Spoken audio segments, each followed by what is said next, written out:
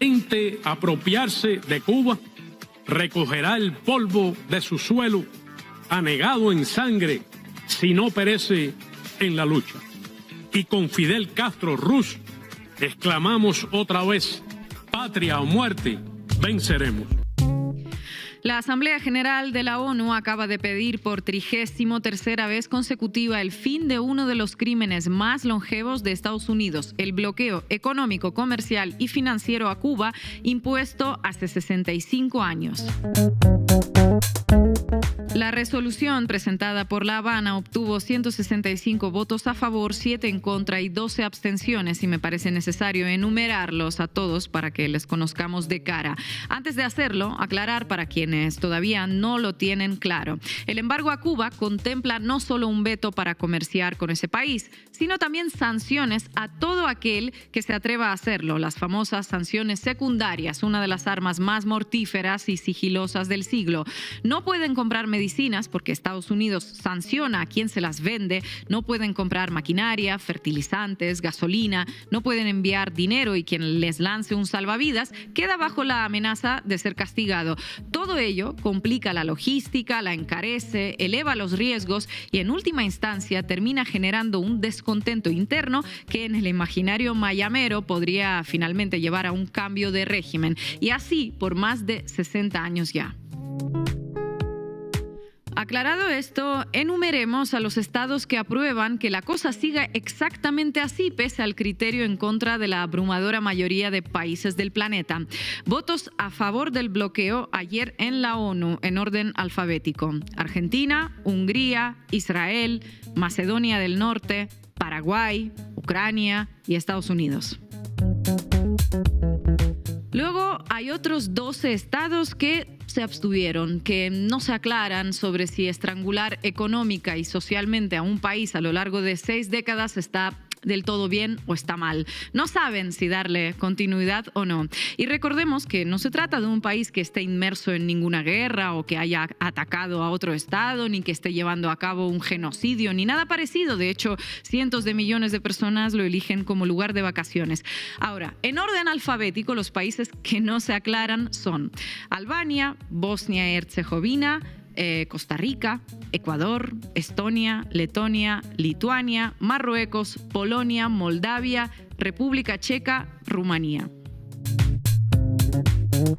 El resto de los 165 países del mundo votaron en contra del bloqueo. El año pasado la resolución logró 187 votos favorables y solo 2 en contra, los de Estados Unidos e Israel. Este año una docena de países modificó su postura, no vaya a ser que se enfade Donald Trump. El muy soberano Ecuador de Daniel Noboa, por ejemplo, ese país que hace 13 años le dio asilo político a Julian Assange, ayer no se decidió a votar en contra de asfixiar a una isla que tiene a unos 4.000 kilómetros de distancia. La lunático libertaria argentina de Javier Milei, atada de manos y pies al FMI, a Scott Bessent y a Donald Trump, como mínimo hasta el año 2027, también se sumó a la moción. De hecho, lo habría hecho ya el año pasado, pero decidió votar no, como lo había hecho siempre, y eso le costó teóricamente el puesto a la entonces canciller argentina Diana Mondino. Y no puedo dejar de mencionar a la independiente y descomunizada Ucrania, víctima de una invasión, pero anticomunista antes que nada. Se me viene a la cabeza Ucrania porque la generación que nacimos en la Unión Soviética recordamos el papel que jugó Cuba en la vida de miles de niños de Chernóbil, esa ciudad donde se produjo la mayor catástrofe nuclear de la historia. ¿Por qué será que en la famosa serie de HBO no salió en ningún episodio la historia real sobre cómo la isla de Cuba, sin campañas publicitarias ni excesivos ruidos, dio tratamiento médico gratuito a más de 25.000 niños de Ucrania, Rusia y Bielorrusia afectados por el accidente en la central nuclear? Desde hace unas 2 décadas, la Ucrania postsoviética apoya el bloqueo de la isla en la Asamblea General o se abstiene. Este año, además, lo hizo a cambio de nada, porque Estados Unidos ya ni siquiera le entrega armas gratis. Pese a ello, depositan su solidaridad en la casilla de Trump por si acaso. Ellos mejor que nadie saben lo que pasa cuando el amigo Donald se enfada. Lo pudo experimentar su presidente personalmente. La posición de distintos países respecto al embargo de Cuba es una suerte de prueba de fuego de su humanidad. Esta imagen es un espejo que cada país debería ponerse delante para ver si se es cómplice, voluntario y consciente de un crimen contra la humanidad o no. Afortunadamente, la abrumadora mayoría de los países del mundo no lo son y eso da una pequeña esperanza, aunque el hecho de que este año sea el que más países votaron a favor, por más que fueran solo 7, también da una idea de hacia dónde nos dirigimos y de quién está al frente del imperio. Y hoy en la base de América Latina hablamos del estrangulamiento de Cuba, de la votación en la ONU y del papel que cobra la isla en el repliegue de Washington hacia América Latina, ahora cuando los portaaviones estadounidenses surcan las aguas del Caribe. Bienvenidos y bienvenidas. La base América Latina. Una nueva votación en la ONU, de nuevo la gran parte del mundo a favor de terminar con el bloqueo criminal. Hay algunos países cuyo voto evidentemente pesa más, ¿no? Marco Teruggi, ¿qué nos traes? 90% de los países dijeron sí a que se levante el bloqueo, varios plantearon que no, hay cambios en América Latina y hay un discurso de Estados Unidos que niega un bloqueo que es a todas luces evidente. Vamos a explicar por qué lo niega, cuáles son las razones y qué impactos tiene el bloqueo en la isla del Caribe. Me pregunto cuánto tiempo, cuánto espacio le dedican esos medios que hablan de Cuba al tema del bloqueo. Bueno, muy poco, pero sí le dedican tiempo a decir que, bueno, la 4T está ayudando a Cuba. Vamos a ver cómo están informando sobre esto y cómo tienen un doble rasero para ayuda de unos países a otros y para México-Cuba. Hoy también vamos a tener historias de espías, de servicios de inteligencia. Les traigo mucha chicha y también contaremos con el periodista, analista político, compañero, el uruguayo más cubano y el cubano más uruguayo, Leandro Grille. Vamos a arrancar, Juanma. Debí tirar más datos. Con Marco Teruggi.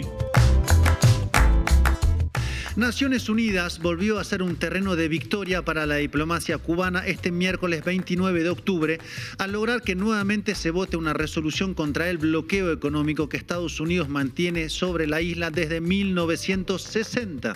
1960, recordemos, gobernaba Eisenhower en Washington, estaba por pasarle el mando recién a John Kennedy, ganador de las elecciones ese año, luego fue asesinado en el 63 y en Cuba acababa de triunfar la revolución liderada por Fidel Castro al mando del movimiento 26 de julio. Hablamos de 65 años atrás. Un mundo donde comenzaba recién la televisión a color y reinaba la Guerra Fría. 65 años del bloqueo económico, el más viejo del mundo. Y nuevamente en la ONU la votación fue favorable a Cuba con 175 votos a favor, 7 en contra y 12 abstenciones. O sea, el 90% de los países votaron para que se levante el bloqueo en una resolución que plantea como principios la no intervención y no injerencia en asuntos internos de Cuba y la libertad de comercio y navegación internacionales. O sea que pide que se respete el derecho internacional, eso que ya casi solo existe en libros, que se estudian en universidades de derecho, pero ya no funciona en la diplomacia real. Y la votación fue presentada como una victoria por Cuba por darle la razón una vez más, mostrando que la mayoría de los países se opone al bloqueo unilateral de Washington. Obtuvo la razón por vez número 33, es decir, desde que se vota en 1992 en Naciones Unidas contra el bloqueo sobre Cuba. Pero hubo variaciones respecto a las votaciones en años anteriores, ¿verdad? Efectivamente, variaciones negativas. Ya el gobierno de Cuba había anticipado una campaña de presión por parte de Washington para que más países votaran contra el pedido de levantamiento del bloqueo. Cuando digo más, es más que Estados Unidos e Israel, que históricamente votan en contra, como el año pasado, donde habían sido los dos únicos países en votar negativamente.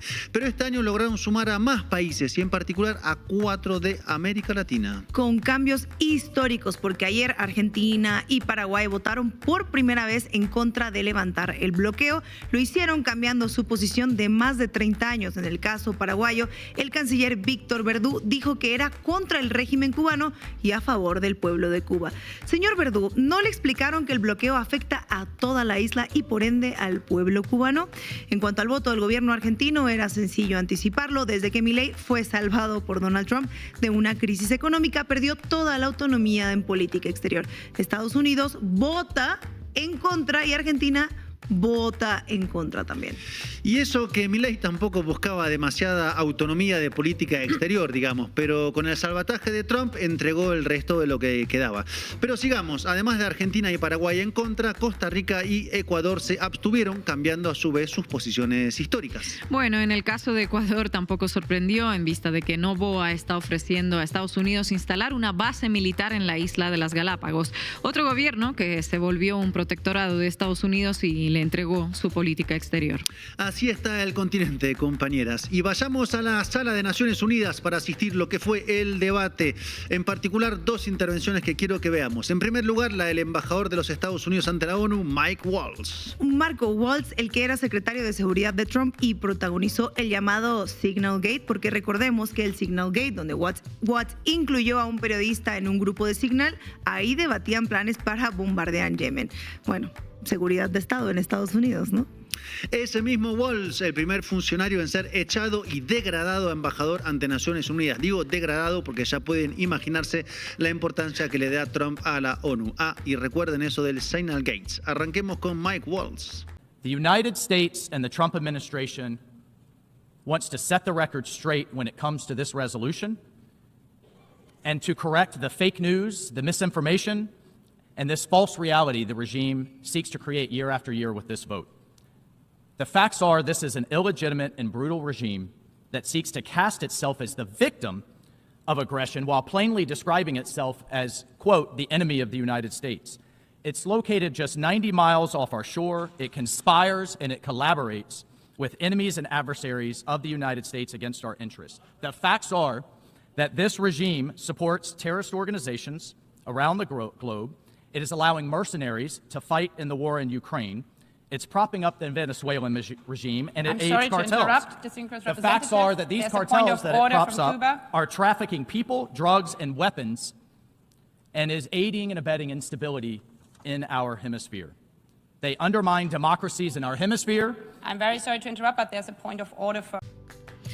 Apoya a organizaciones terroristas en todo el globo, ayuda a los cárteles, crea inestabilidad en el hemisferio. ¿Con qué liviandad Estados Unidos realiza acusaciones sin presentar una prueba? Pareciera que hablasen de sí mismos. Bueno, sin ir más lejos, bombardean lanchas en el Caribe y el Pacífico sin presentar pruebas también. Así que si no necesita respaldos para matar, pues menos para acusar, ¿no? Y el argumento central de Estados Unidos es que el bloqueo no existe. Pero antes de ir a eso, escuchemos al canciller de Cuba, Bruno Rodríguez, que justamente lo cortó a Waltz. Ahí estábamos viendo el inicio de cuando lo iban a cortar. Artículos 71 y 68 del reglamento. El representante permanente de Estados Unidos no solo miente desviándose sustantivamente del tema, sino que se expresa de manera grosera y prepotente contra su presidencia, contra la dignidad de esta Asamblea y de los Estados miembros. Lo hace con una incultura, rudeza y grosería que no se admite en este magno y democrático recinto. Señor Waltz, esta es la Asamblea General de Naciones Unidas. No es un grupo de Signal, ni es la Cámara de Representantes. En México se le dice periodicazo en el hocico. Naciones Unidas no es un grupo de Signal. Touché, dirían en francés. Bueno. Y volvamos ahora sí al argumento central de Estados Unidos, que es la inexistencia del bloqueo. Lo planteó, por ejemplo, el subsecretario de Estado y ex embajador en México, Christopher Landó, al criticar la posición del gobierno de México que pidió poner fin al bloqueo económico, comercial y financiero impuesto a Cuba.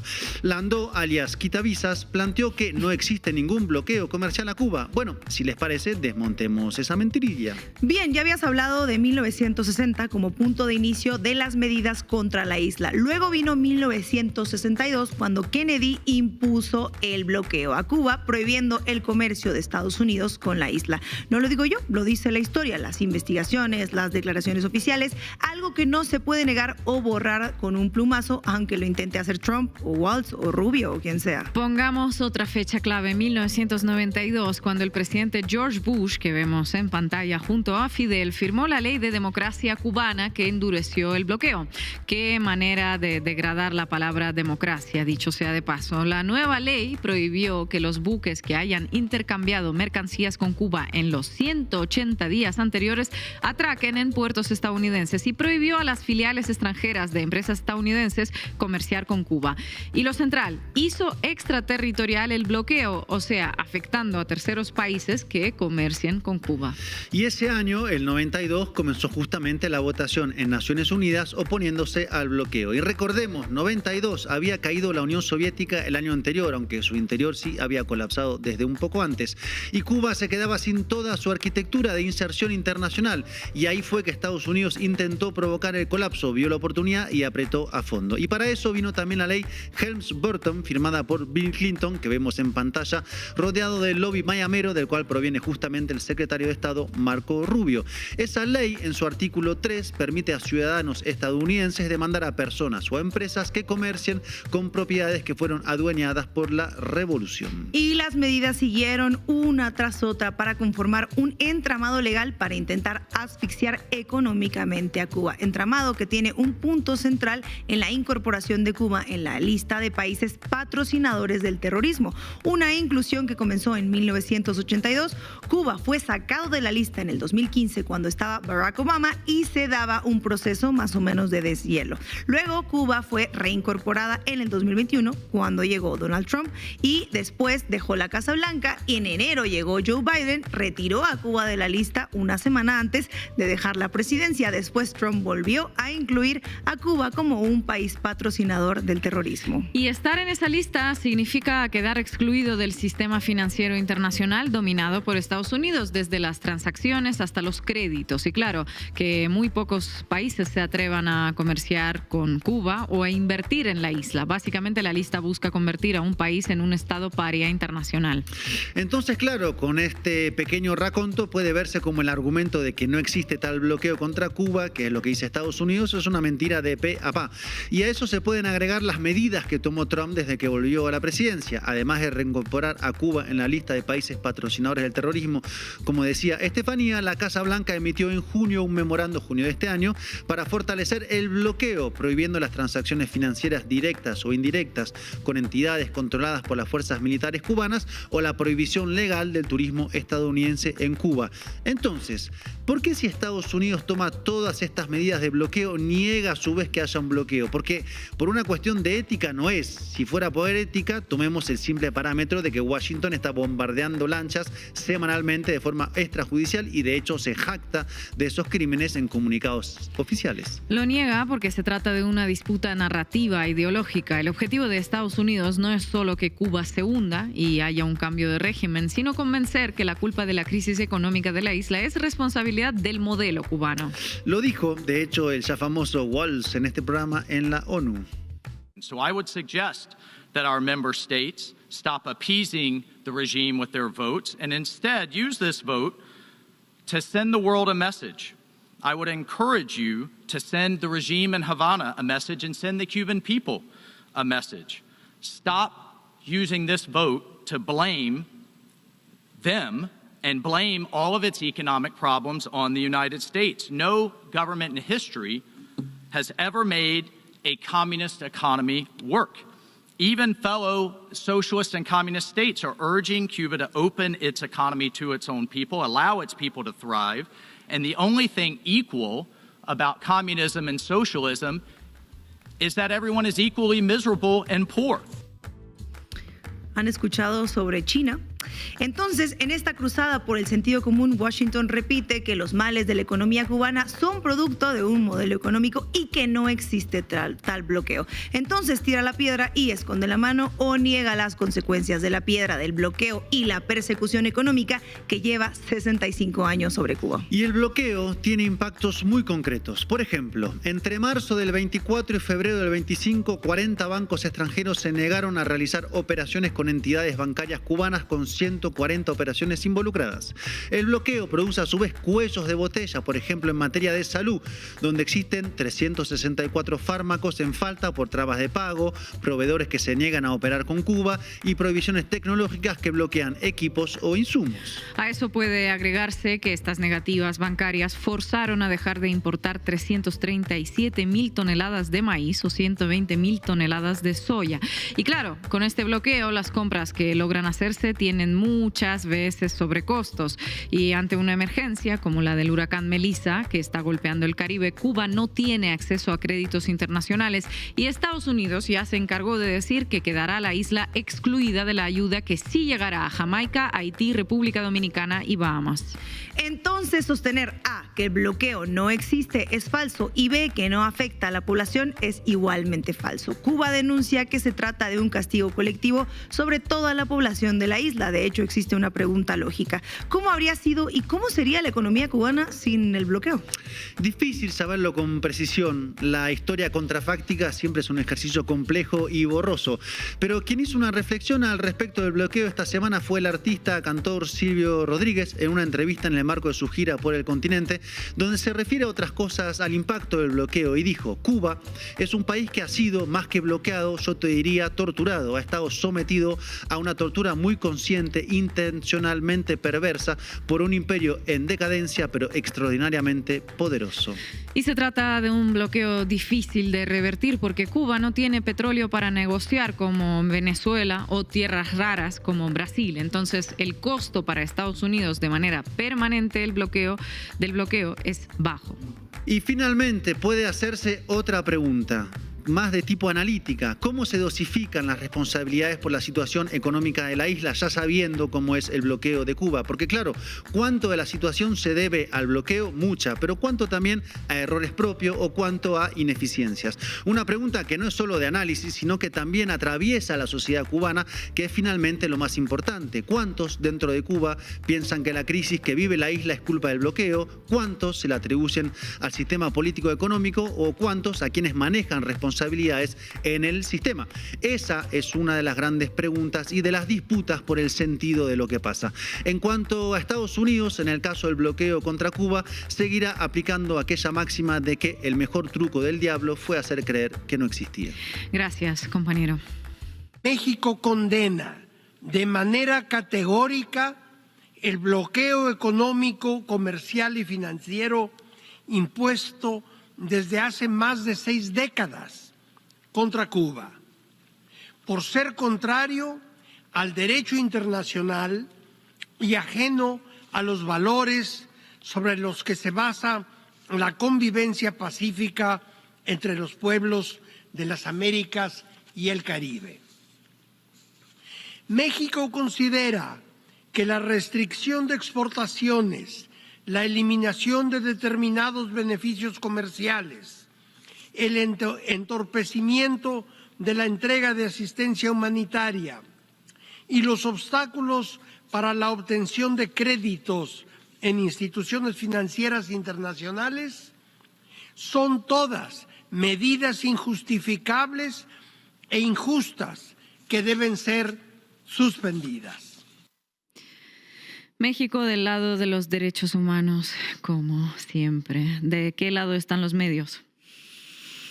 Vamos arriba, U. Cuéntamelo todo y exagera, con Estefanía Veloz.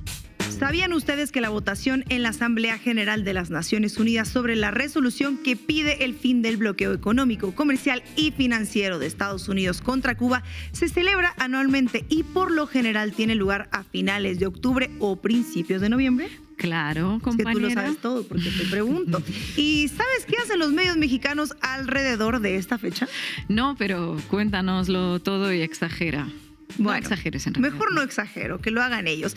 México, fiel a su tradición diplomática de no intervención y autodeterminación de los pueblos, votó junto con otros 164 países para solicitar el levantamiento de estas sanciones. Pero si una se limita a leer ciertos medios mexicanos o a escuchar particularmente a TV Azteca, parecería que México acaba de firmar un pacto con el diablo, financiando una dictadura con millones de barriles de petróleo regalado, mientras traiciona los valores democráticos de la democracia occidental. En solo unos días, la relación entre México y Estados Unidos está que arde. La defensa del gobierno morenista de la dictadura en Cuba y sus regalos, desde luego, de combustible, de petróleo. El presidente Kennedy impulsaba en el Congreso de Estados Unidos una serie de restricciones para impedir que ciudadanos estadounidenses hicieran transacciones económicas o comerciales con la abusiva dictadura cubana. A más de 63 años de distancia, ese hecho sigue generando tensiones, pero ahora entre México y Estados Unidos. La mañana de este miércoles, el embajador de México ante la ONU, Héctor Vasconcelos, exigió que se ponga fin a lo que llamó el bloqueo a Cuba. México no podría enviar los millones de litros de petróleo que hoy le manda Cuba. Y que las restricciones son una decisión soberana de Estados Unidos para que sus ciudadanos no apoyen por ninguna vía la dictadura. Finalmente, Christopher Landau dijo sentirse profundamente triste porque países amigos, incluido el primer socio comercial de Estados Unidos, siguen perpetuando el mito del bloqueo y, por tanto, apoyan a una sangrienta dictadura caudillista. El estilo de este doblaje, no puedo con ello. De verdad, esto daría mucha risa si no se tratara de un medio que justifica un bloqueo económico que mata de hambre a Cuba desde hace decenas de años. Recordemos que el dueño de esta televisora es Salinas Pliego, el deudor serial que solo sabe decir la palabra zurdo, está copiando a Milei y quiere siempre decir que México es Cuba, Suela del Norte. Y que además es muy capitalista y todo, pero justifica un bloqueo que impide el libre mercado que tanto ama y defiende. En fin, la hipocresía. Pero quiero mostrarles que estamos ante un patrón sistemático de cobertura que se activa cada octubre justo cuando la ONU programa su votación anual sobre el embargo a Cuba. Empecemos por octubre del 2023. El 9 de octubre, El Financiero publica: Banco de Estados Unidos batea a Pemex, le niega un crédito de $800 millones por exportar petróleo gratis a Cuba.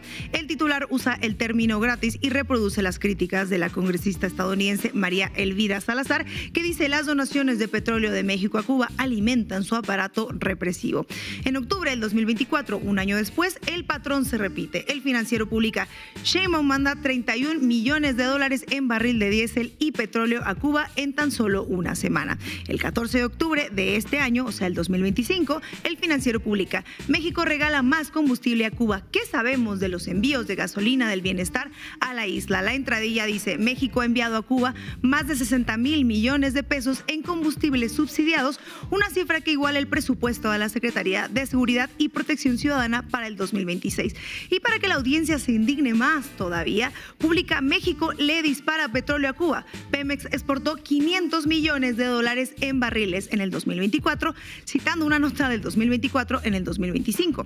Jorge Piñón, investigador senior del Instituto de Energía de la Universidad de Texas, afirmó que México está enviando su mejor petróleo a Cuba para ayudar al gobierno de la isla a superar su crisis energética. El mejor petróleo, no un petróleo cualquiera. O sea, a Estados Unidos sí se puede mandar y se debe mandar el mejor petróleo, pero a Cuba no.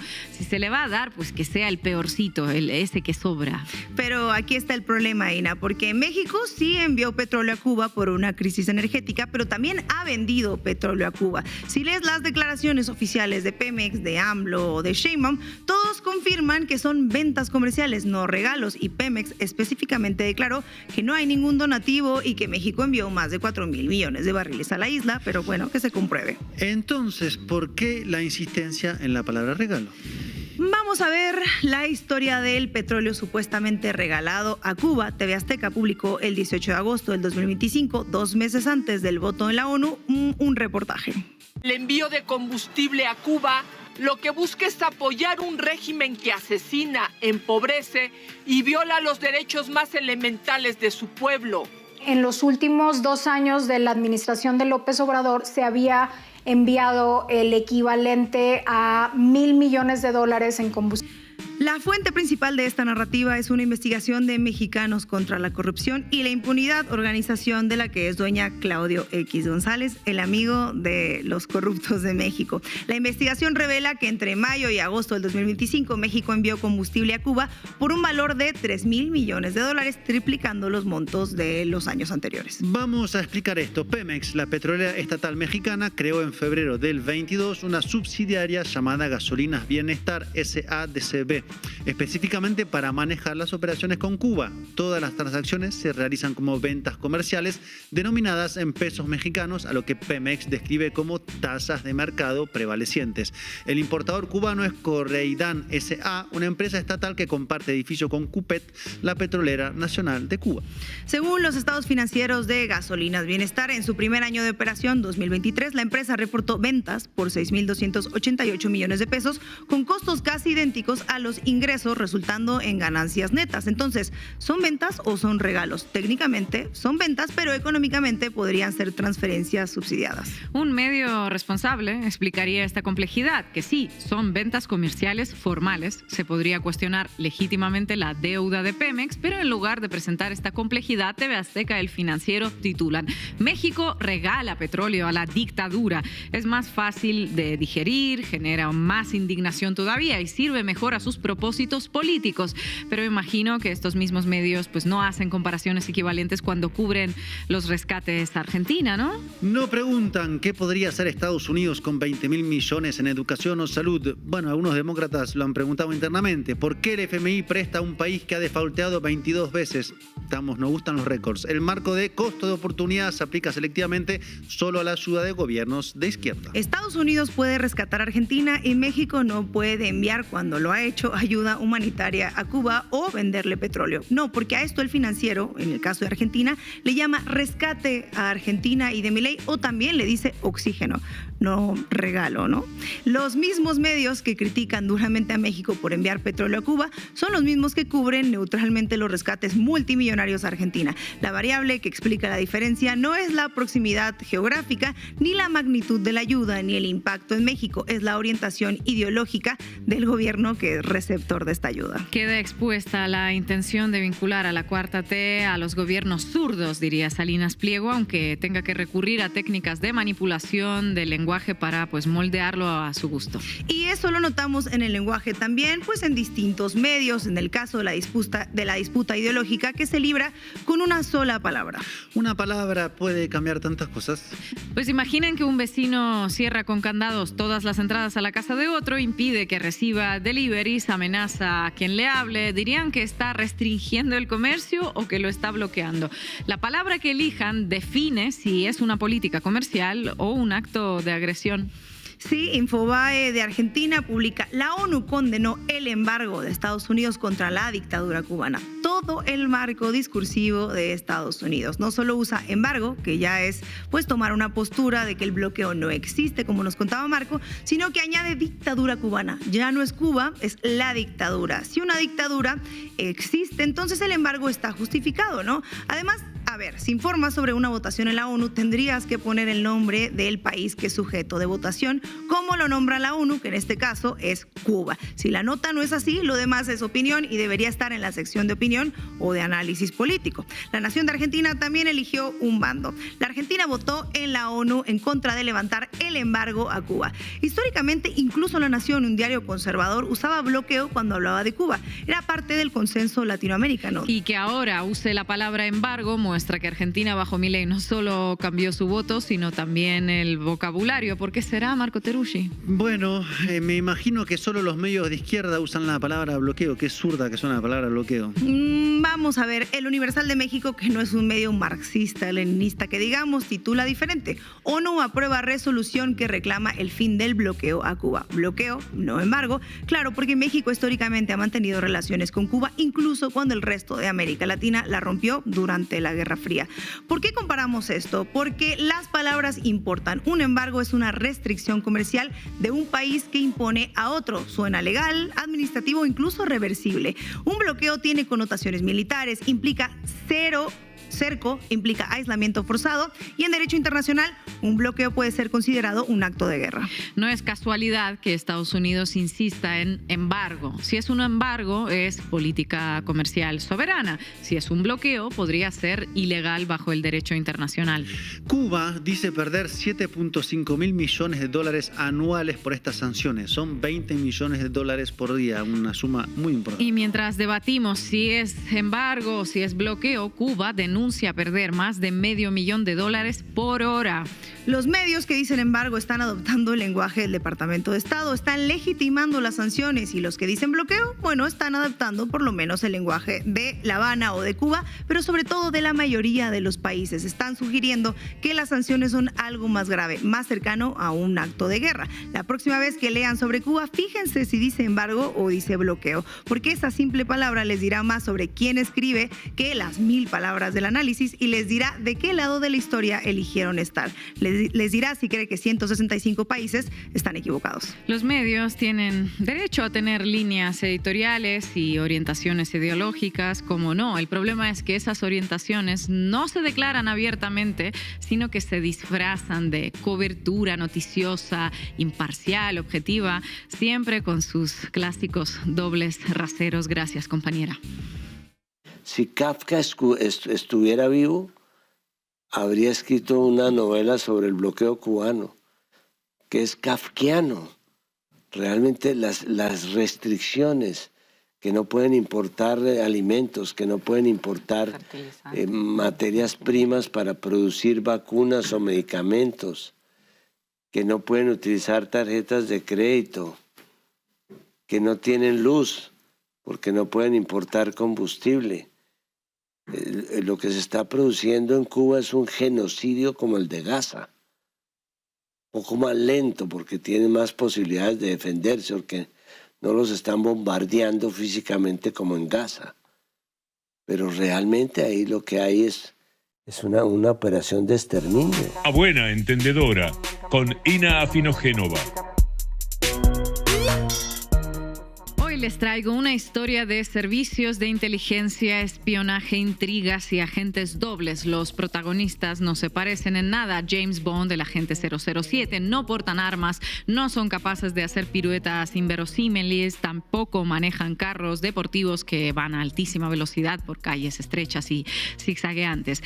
Algunos de los protagonistas son Aleida Godínez Soler, Odilia Collazo Valdés y Otuardo Hernández Rodríguez. Todos ellos son ciudadanos cubanos que en algún momento de su vida fueron contactados por disidentes que pretendían reclutarlos para que se sumaran a organizaciones contrarrevolucionarias. Es una historia de vidas escindidas y lealtades simuladas, atravesadas por el dolor de tener que ocultar a todos, literalmente a todos, quién es uno realmente. Vamos con el DeLorean hacia atrás en el tiempo para situarnos en el contexto en el que ocurre la historia. Las relaciones entre Estados Unidos y Cuba desde la revolución están marcadas por momentos de parcial distensión, seguidos por picos que ocurren cuando Estados Unidos decide acelerar operaciones destinadas a promover cambio de régimen. Uno de esos momentos de tensión creciente ocurrió en los años 2002 y 2003 durante la presidencia de George W. Bush. Estados Unidos venía de invadir Afganistán e iniciaba la invasión a Irak. Al mismo tiempo incrementaba la presión sobre Cuba, que podía ser el próximo objetivo en la lista. Cuba debió tomar medidas tajantes para evitar esa deriva. El plan era utilizar las redes y los contactos que la diplomacia y la inteligencia de Estados Unidos había construido dentro de Cuba, los llamados disidentes. ¿Qué debían hacer? Generar un caldo de cultivo, calentar el ambiente social y perpetrar actos terroristas que pudieran servir como excusa para la intervención militar de Estados Unidos. Una mecánica habitual de la inteligencia gringa, generar un atentado terrorista de falsa bandera que permita legitimar una intervención militar. Ante el peligro que suponía la situación, el gobierno encabezado en ese momento por Fidel Castro detuvo a 75 activistas que comandaban estas redes al servicio de Estados Unidos. Para la prensa comercial en todo el mundo se trataba de corderitos, inocentes ciudadanos, todos bien intencionados y activistas por los derechos humanos. Detrás de esa fachada había otros ingredientes: agentes de la CIA, atentados, elaboración y difusión de informaciones falsas y planificación de actos terroristas. Invariablemente, las redes que articulaban a los disidentes cubanos reportaban y eran pagadas por funcionarios estadounidenses. Cuando los llamados disidentes son detenidos, se provoca una reacción adversa contra Cuba en todo el mundo. ¿Cómo responde Cuba para mitigar esa campaña?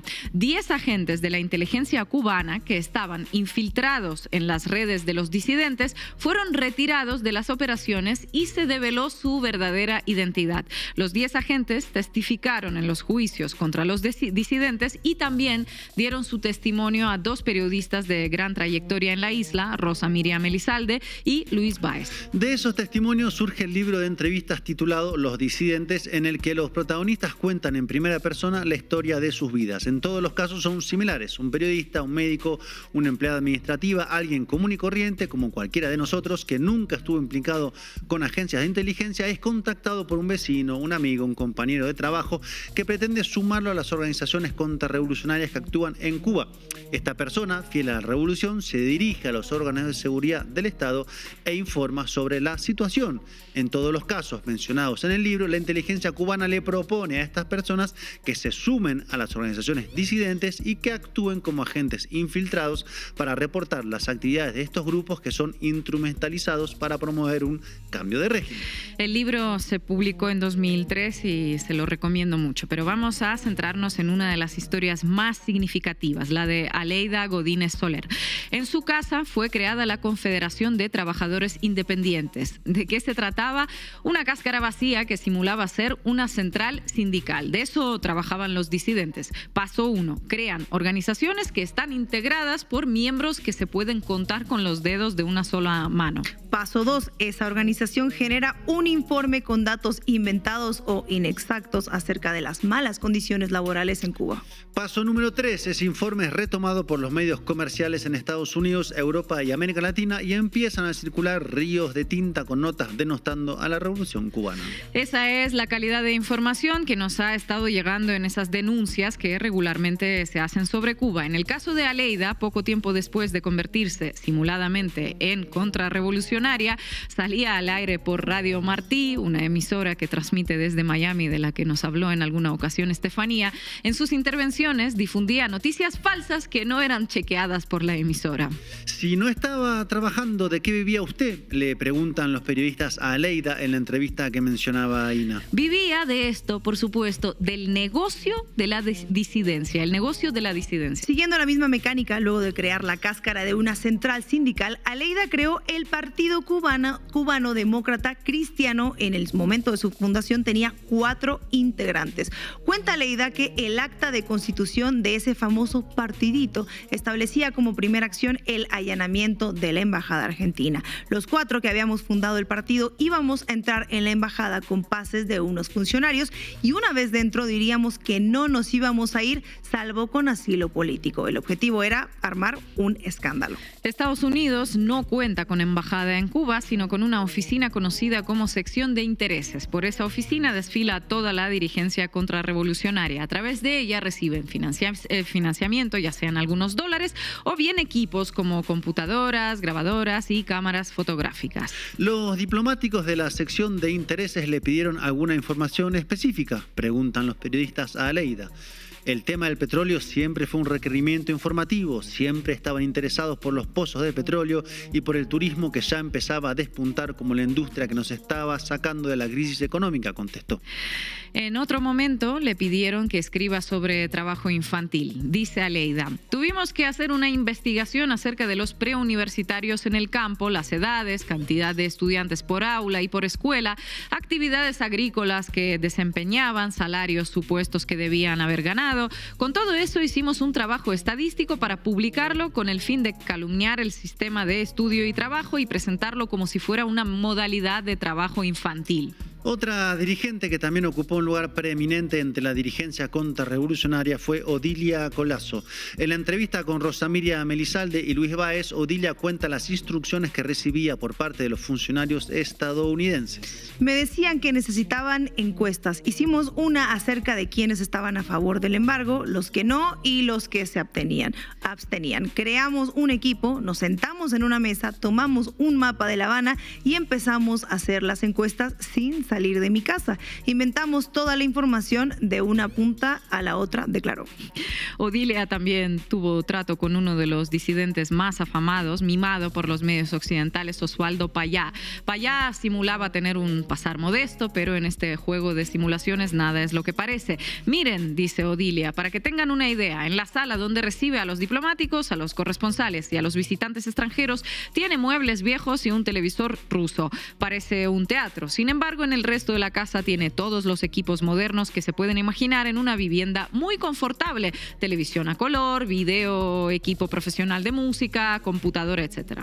Otro de los agentes, Otuardo Hernández Rodríguez, cuenta que una de sus actividades era intentar provocaciones callejeras. ¿Por qué hacía esto? Quienes participaban de una provocación recibían como premio una visa para poder irse a Estados Unidos. Dice Otuardo, traer noticias de violaciones a los derechos humanos era un negocio. También realizaba reportes que salían al aire por Radio Martí, pero lo hacían con diferentes nombres, dice Otuardo. La mayoría de los nombres eran inventados. Eran importante que pareciera que había mucha gente colaborando con esa emisora. Esa es la Radio Martí. La historia de estos agentes encubiertos está atravesada por el dolor de simular la traición hacia lo más amado. En todos los casos se trata de revolucionarios convencidos que simularon incluso durante décadas ser fervorosos contrarrevolucionarios.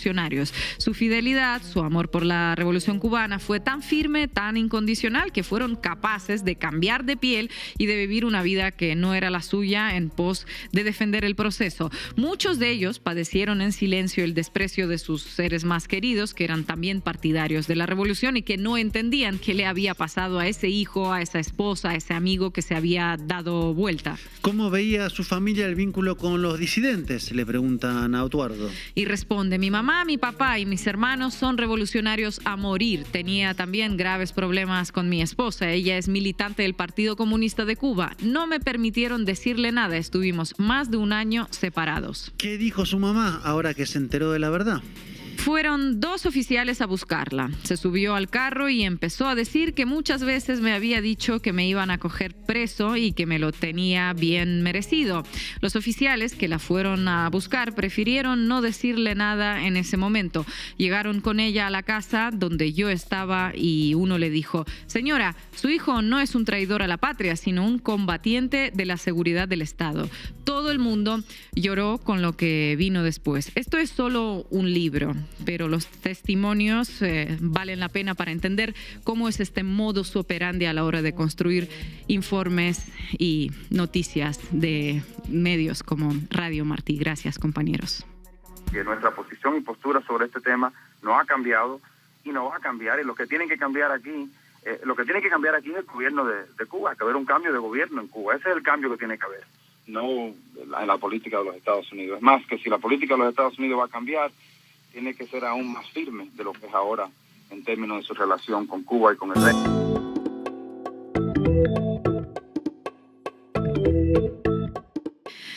Y hoy nos acompaña el periodista, analista político, compañero, amigo, el uruguayo más cubano, como decía, el cubano más uruguayo, Leandro Grille. Leandro, muchas gracias por estar en La Base, finalmente. Bueno, ¿cómo estás, Sina? ¿Cómo anda Marco, Estefanía? Me da mucho gusto estar ahora en La Base Latinoamérica. Me van a hacer famoso en Latinoamérica ustedes. Bueno, ya eres famoso. Leandro, ¿cómo evalúas el resultado de la votación este año, teniendo en cuenta que son más países que se sumaron para votar a favor de continuar este bloqueo contra Cuba y son 4 países latinoamericanos? ¿Cómo ves este cambio con respecto al año anterior, por ejemplo?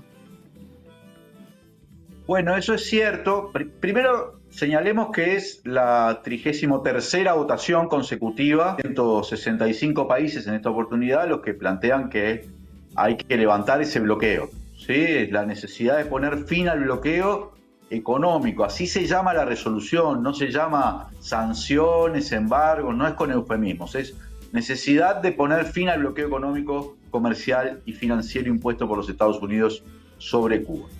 Es cierto que en esta votación en particular, que tuvo lugar el 29 de octubre, esta semana, hubo algunos países que votaron en la posición de Estados Unidos que no lo venían haciendo. Por ejemplo, se da el caso de Argentina, que es la primera vez que lo vota, naturalmente con la representación del gobierno de Javier Milei, que es un aliado en este momento, están en relaciones carnales, como era el término que usaba en su momento Carlos Menem.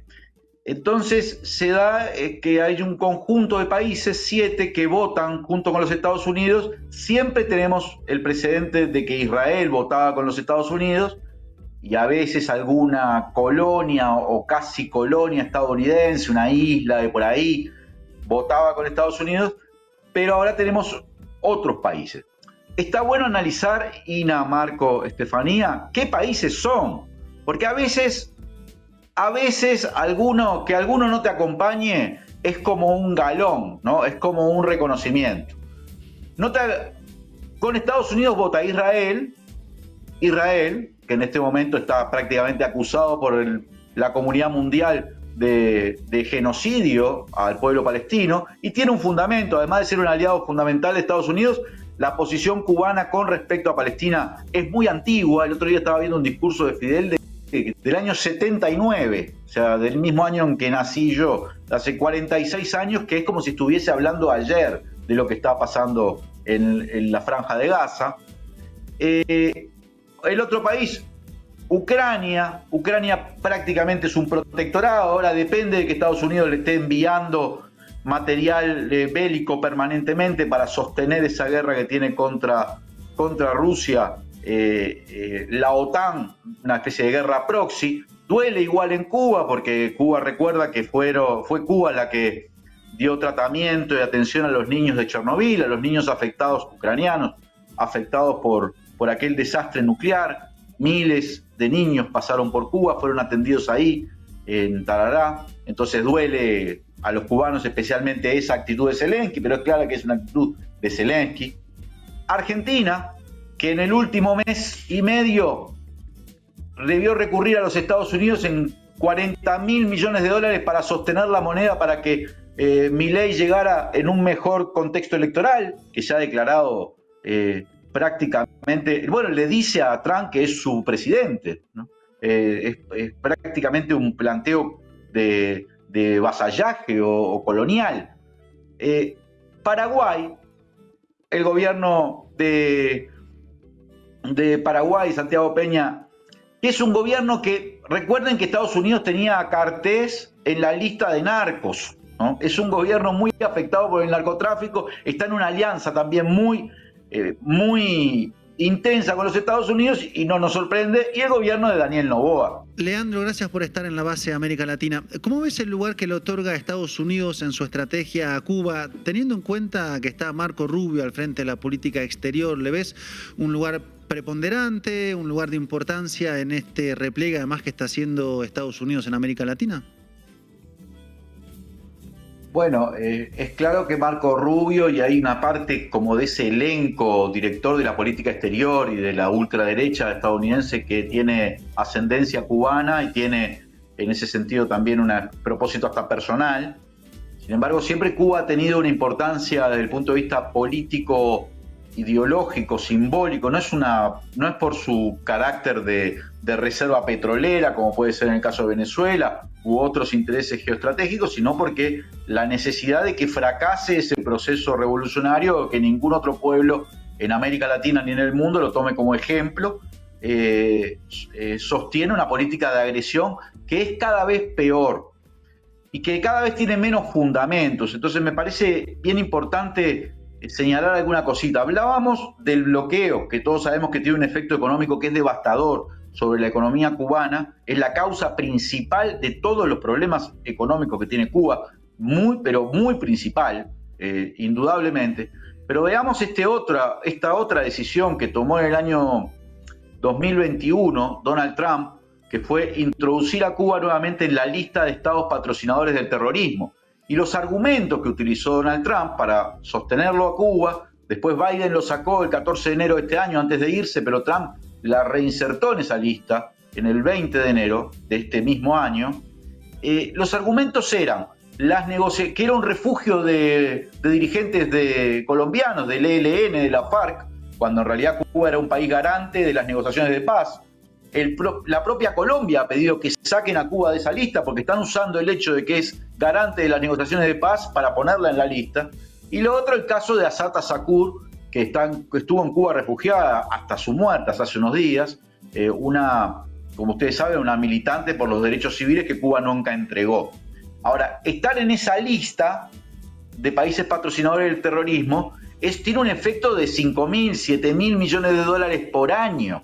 Transforma a Cuba en un paria desde el punto de vista financiero, los bancos no hacen transacciones, los estados enfrentan sanciones y las empresas también, las grandes empresas, las navieras no van a Cuba, no llegan los repuestos para las termoeléctricas, en fin, casi todas las situaciones que se ven hoy están provocadas o agravadas muchísimo por estar incluidos en una lista donde incluso el motivo es abstracto, porque ¿qué significa Assata Shakur cuando ya falleció? Es obvio que tampoco puede ser, que ya no tiene ningún sentido si es que alguna vez lo tuvo. Pero bueno, creo que tiene un papel importante desde el punto de vista ideológico, la presión sobre Cuba, aunque desde el punto de vista geoestratégico no es un lugar donde haya recursos que a Estados Unidos les importe. Y por otra parte, nunca se van a quitar de arriba el hecho de que fueron derrotados militarmente ahí. Y entonces van a mantener, supongo yo, la estructura de sanciones de manera permanente, o sea, no hay ningún, por lo menos no veo yo ningún atisbo de señal de que pueda relajarse, salvo que hubiese cambios muy importantes en los Estados Unidos que en este momento no se avisoran. Leandro, gusto en saludarte. ¿Qué importancia crees que tiene Cuba dentro de la estrategia de despliegue militar en el Caribe? Porque se habla de que se están enfocando sobre Venezuela, pero ¿cómo podría afectar esto a Cuba? Bueno, efectivamente hay un despliegue, como ustedes lo han venido reportando, también lo hemos analizado en nuestros programas, de barcos militares, incluso un portaaviones, el más grande del mundo, se está dirigiendo hacia esa zona. También hay despliegue de tropas, están los actos que está llevando adelante Estados Unidos de ejecuciones extrajudiciales en alta mar, tanto en el Mar Caribe como ahora también en la costa pacífica colombiana, que en teoría es contra lanchas narco, pero que todo el mundo sabe que el tráfico de drogas hacia los Estados Unidos no va por Venezuela, ni va por el Mar Caribe, y hay la idea de instalar ahí un escenario militar. Si se instala un escenario militar, bueno, primero, no han atacado, que nos conste, ninguna lancha o embarcación cercana a las costas cubanas. Tampoco tendría ningún sentido con el argumento del narcotráfico. Recuerden que en este caso Estados Unidos lo que ha promovido siempre ha sido la migración en barcos o en lanchas, y mientras más irregulares mejor, desde Cuba hacia los Estados Unidos para hacer propaganda hablando de balseros y ese tipo de cosas. Pero no lo han hecho. Todo el mundo sabe que Venezuela y Cuba son países que están en una alianza muy estrecha, así que cualquier acción militar sobre Venezuela puede tener repercusión, y va a tener repercusión en Cuba, donde más de 4 millones de personas ya firmaron en solidaridad con Venezuela en Cuba. Eso tenemos que observarlo en todo ese plano, pero no hay en este momento planteado una acción militar en territorio cubano, no existe eso, aunque nunca podemos descartarlo, y sabemos que hay una base militar de un territorio tomado en Guantánamo de los Estados Unidos. Es un despliegue preocupante, pero cuyo objetivo parece ser en este momento presionar sobre Venezuela, aunque tengo mis dudas, lo hablábamos el otro día con Breno Altman, de que realmente Estados Unidos esté pensando en una estrategia militar que sería un delirio, que tendría consecuencias devastadoras, que sería un pantano difícil de salir para los propios Estados Unidos si movilizara el número de tropas y el número de armamento necesario para lograr realmente una guerra de cambio de régimen, una guerra así en un país como Venezuela, que está tiene un ejército muy unido, está armado hasta los dientes y está en condiciones de defenderse, no es un Estado desarmado. Leandro, muchísimas gracias por tu análisis. Te mandamos un abrazo desde aquí. Un abrazo a ustedes, gracias por haberme invitado y felicitaciones por el excelente programa que están haciendo. Muchas gracias realmente. Gracias, Leandro. Y llegamos al final del programa. No se olviden de repasar los programas que hemos hecho esta semana. Hay unos cuantos interesantes y ustedes van a tener de aquí a lunes unos cuantos días para verlos todos. También suscríbanse al canal La Base América Latina en YouTube y también pueden hacerse socias y socios de Canal Red escaneando el QR que ven en pantalla.